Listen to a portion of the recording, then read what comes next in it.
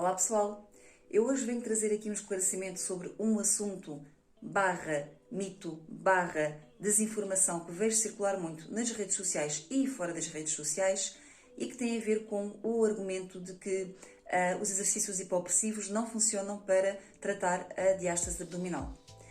E o argumento que se usa muito para tentar desvalorizar o papel dos hipopressivos na redução da diástase abdominal tem muito a ver com a questão de, durante o vácuo abdominal, haver um afastamento dos retos abdominais, que é aquilo que nós queremos juntar, não é? Para reduzir a diástase, essa musculatura, e também de haver um afastamento das costelas.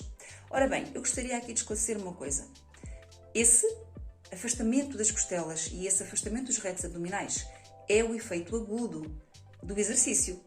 Não quer dizer que seja esse o efeito que nós vamos escolher a médio e longo prazo, ou seja, não vai haver um agravamento da diástase abdominal só porque durante o vácuo abdominal há efetivamente um afastamento das costelas e também dos retos abdominais, que é a musculatura, novamente refiro, que nós queremos juntar, ok? Esse tipo de raciocínio ou argumento seria o equivalente a eu dizer a alguém que quer começar a praticar musculação porque quer ganhar massa muscular para não o fazer, como se fosse contraindicado. E isto porquê?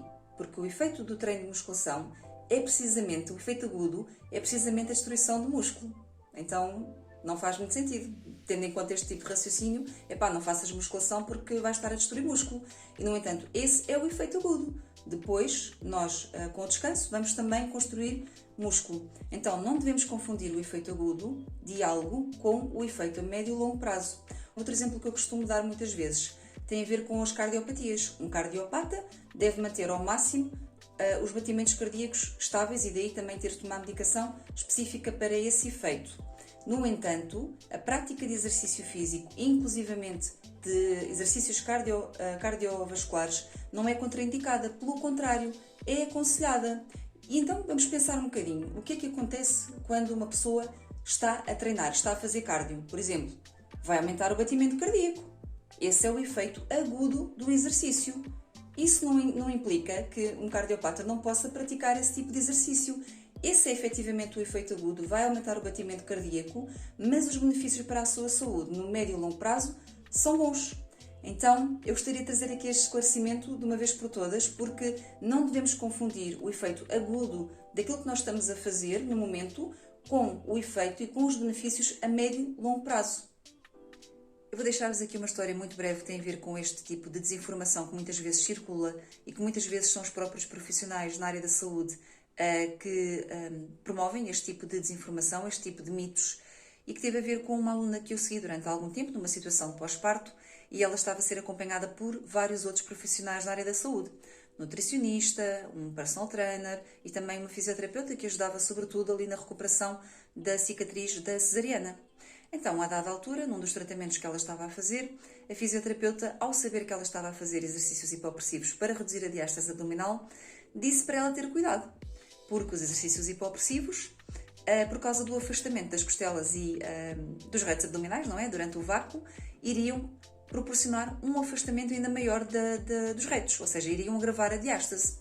E ela questionou-me sobre esta questão, não é? Sobre esta dúvida que surgiu em consulta, em tratamento de fisioterapia, e eu esclareci-lhe as dúvidas tal como eu vos expliquei aqui anteriormente e estive a falar sobre o facto de se focarem no efeito agudo, na prática do vácuo abdominal e que não tem a ver com o efeito a médio e longo prazo, ok?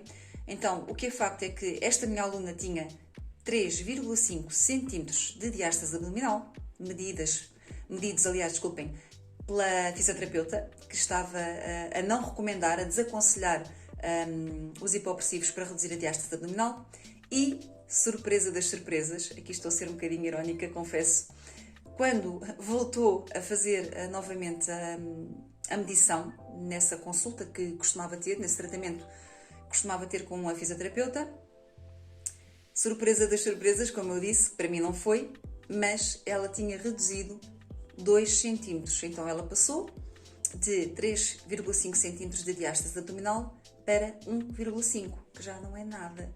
Então eu gostava também de deixar aqui esta pequena história sobre este tipo de mito e que não faz sentido nenhum, porque depois na prática efetivamente Funciona!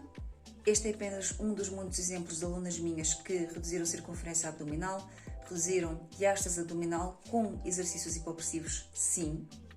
E a propósito desta história que eu contei de uma aluna minha, eu gostaria de trazer também aqui uma outra questão para cima da mesa e que tem a ver com o seguinte.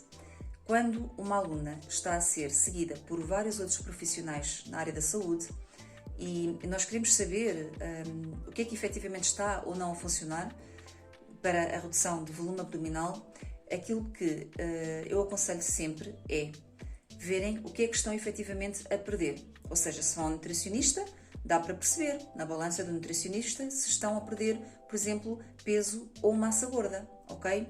Então daí nós conseguimos entender se os efeitos, os resultados que estão a acontecer, os efeitos positivos que estamos a ter na redução de circunferência abdominal, têm a ver com a redução de peso ou massa gorda ou massa gorda. Porque os hipopressivos eles vão funcionar sobretudo na redução de diástase abdominal, na redução da circunferência abdominal, mas sem interferir nem na massa gorda, nem no peso. Então, eu gosto sempre de dar esta informação às minhas alunas que estão a ser seguidas por mais do que um profissional, para vermos também o que é que efetivamente está a resultar no caso dela, porque pode ser uma conjugação de vários fatores ou não.